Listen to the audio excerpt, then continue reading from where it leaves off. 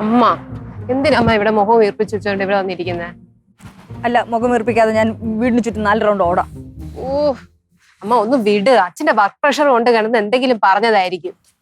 അച്ഛന്റെ വക്കാലത്തും കൊണ്ട് വന്നതാണോ? അല്ല, അമ്മ ഇങ്ങനെ മുഖം വീർപ്പിച്ചു വെച്ചോണ്ടിരുന്നു കഴിഞ്ഞാൽ എല്ലാ കാര്യത്തിനും സോൾവ് ആവും. മക്കളെ, അമ്മ എന്തോ ചെയ്ത്? അമ്മ ഒന്നും ചെയ്തെന്നല്ല ഞാൻ പറഞ്ഞേ. ഈ മുഖം വലിച്ചു കെട്ടിക്കൊണ്ടിരുന്നു കഴിഞ്ഞാൽ എന്തെങ്കിലും സൊല്യൂഷൻ ഉണ്ടാവോ? പറ.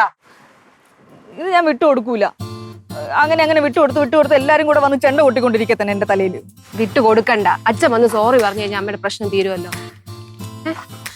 ആര് സോറി പറയുന്നു? ഞാൻ ഇവിടുത്തെ മറ്റേ വേലക്കാരിയല്ലേ? നിങ്ങൾക്ക് തോന്നുമ്പോ ഭക്ഷണം ഉണ്ടാക്കി തരാ, ഓരോ കാര്യങ്ങൾ ചെയ്യാല്ലേ മാമ? മക്കളെ, ജീവിതമാകുമ്പം തട്ടിയും മുട്ടിയൊക്കെ പോവൂ. അതൊക്കെ നമ്മൾ ക്ഷമിച്ചങ്ങ് പോണം, അത്ര തന്നെ. എന്തോ മാമ ഈ പറയണേ? ഈ സമയത്ത് എന്നെ ഉപദേശിക്കാൻ നിൽക്കല്ലേ? മാമൻ എല്ലാരും കേട്ടതല്ലേ എന്നെ എന്തൊക്കെയാണ് പറഞ്ഞിട്ട് പോയെന്ന്? എന്നിട്ട് ഞാൻ ക്ഷമിക്കണോ?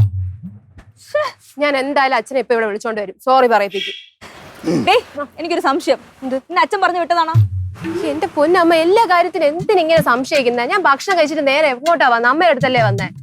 പിങ്കി അച്ഛന്റെ അടുത്ത് ഇരിപ്പുണ്ട്, ഞാൻ വിളിച്ചിട്ട് വരാം. എന്തായാലും ഞാൻ ഒരു കാര്യം പറഞ്ഞേക്കാം. ഈ പ്രശ്നം പരിഹരിച്ചിട്ടേ ഇന്ന് ഈ വീട്ടിൽ എന്തെങ്കിലും ഭക്ഷണം ഞാൻ ഉണ്ടാക്കുള്ളൂ, കേട്ടല്ലോ?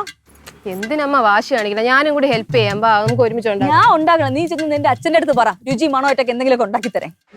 ശരി, ഞാൻ അച്ഛൻ്റെ അടുത്തോട്ട് പോകുന്നു.